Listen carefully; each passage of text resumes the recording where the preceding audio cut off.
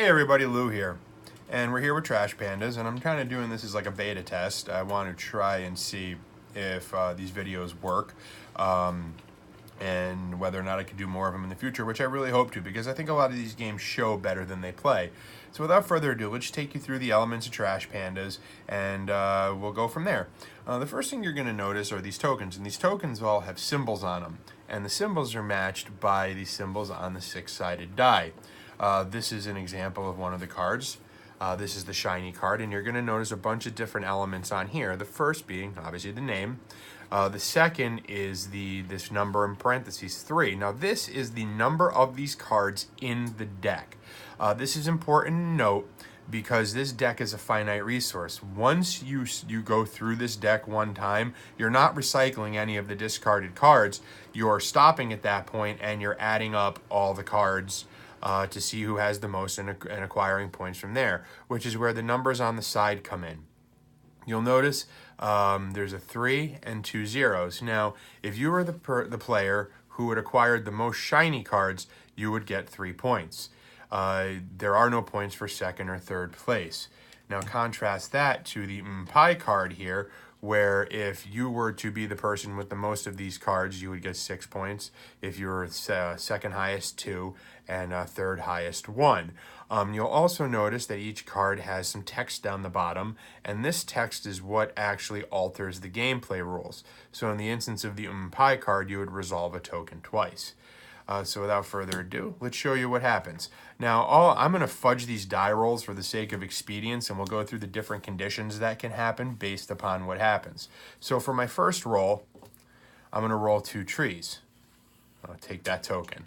My second roll, I'm going to get the 2 trash cans. And on my third roll, I roll the trash can and the tree. Now, it's at this point you can make a decision whether or not you want to pressure luck or you want to stop right there. Now, you could choose to stop after your first roll, second roll, third roll, what have you, or you could keep going. Now, let's say you decide you want to roll again, and I rolled the 2 trash cans. Now, I have a couple of options. Option number 1 is I could use a card to alter the condition. This is where, like, for instance, a Nanner's card would come in handy. I could ignore my last roll and choose to stop.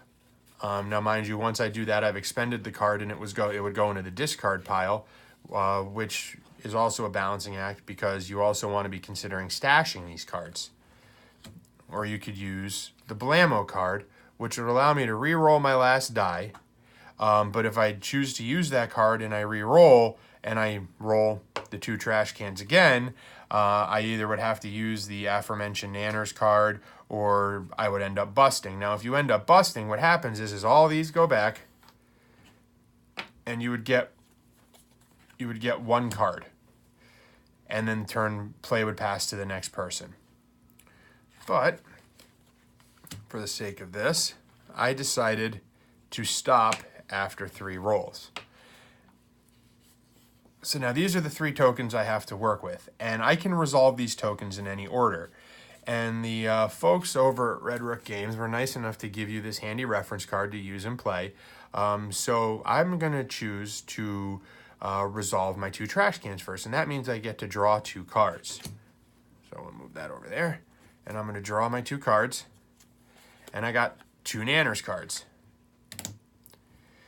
It's at this point I can resolve the 2 trees, which allow me to stash 2 cards, or I can resolve the trash cannon tree, which either allow me to draw 1 card or stash 1 card. So what I'm going to do at this point is I'm going to take these 3 Nanner's cards and I'm going to stash them off to the side. Now, these cards are out of play. They're not in my hand. They're in my stash. So at the end of the game, I would actually add these up and say I have 3 Nanner's cards. Does anyone have more? And if nobody had more than 3, I would get 7 points.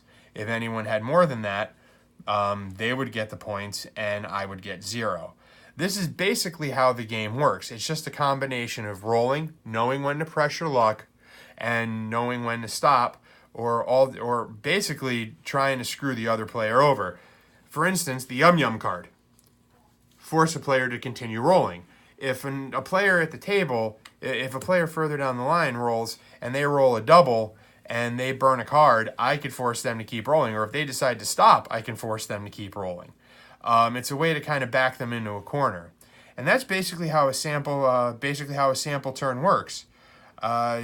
It's just a matter of rolling and deciding with these resources what you want to do, putting them aside, keeping them in play. You have, for instance, the pie card. This card's worth 6 points if you have the most of them, and there's only 9 of them in the deck. So ostensibly, if you acquire 5 of these, you have a majority. Now that's either worth 6 points, or spending it would allow you to resolve a token twice. Resolving a token twice meaning instead of only acquiring 2 cards, I could acquire 4 cards and then make my decisions on the stashing from there. It's these differing gameplay elements coming together into a whole that make this game pretty unique amongst anything I've played, and I hope that does a lot to show you guys how the game basically works. And like I said, if you like it, please do me a favor and throw some comments down on pinacomics.com. Let me know what you think needs improving. Hopefully my hands didn't get you. There were some takes where my hands were all over the place, and I felt kind of like Ricky Bobby in Talladega Nights. I didn't know what to do with them, so I'm keeping them back, for instance. It's also worth humor noting that this is about the 15,000th take I've made.